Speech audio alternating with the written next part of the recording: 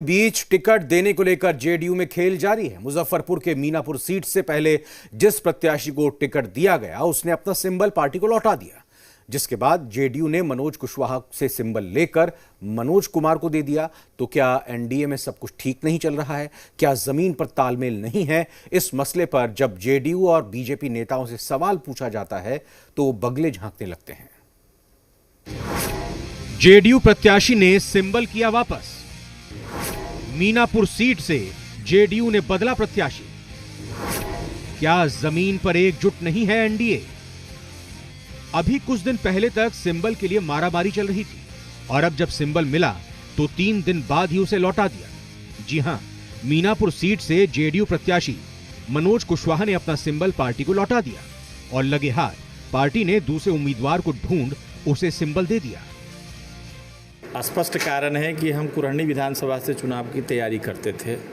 4 बार हम कुरहनी विधानसभा से चुनाव लड़े हैं, 3 बार चुनाव जीते हैं, 1 बार चुनाव किसी कारण से हार गए थे।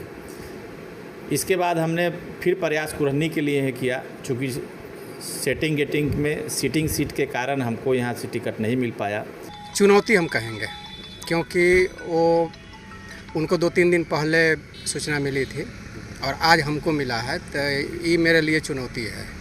और मैं चाहूँगा कि जो माननीय मुख्यमंत्री जी जो भरोसा किए हैं हमारे जैसे साधारण कार्यकर्ता पर, हम मीनापुर के जनता के बदौलत, मीनापुर के किसान के बदौलत हम उस पर खरा उतरने की कोशिश करेंगे।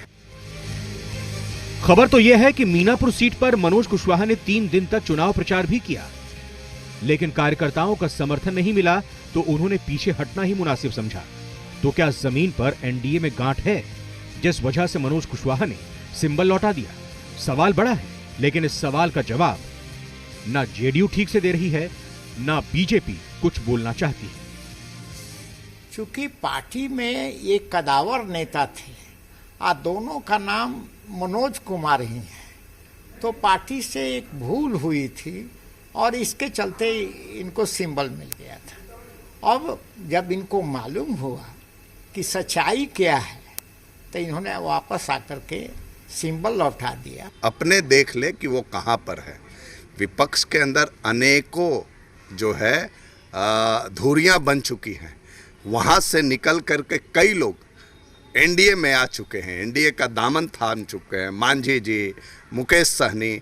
इसलिए एनडीए पूरी तरह से मजबूत है और विपक्ष घबराया हुआ है। अगर हाल ऐसा ही रहा तो जेडीयू और बीजेपी की राह मुश्किलों से बढ़ी हुई है, क्योंकि सत्ता की कुर्सी की चाबी तालमेल के रास्ते से गुजरती है।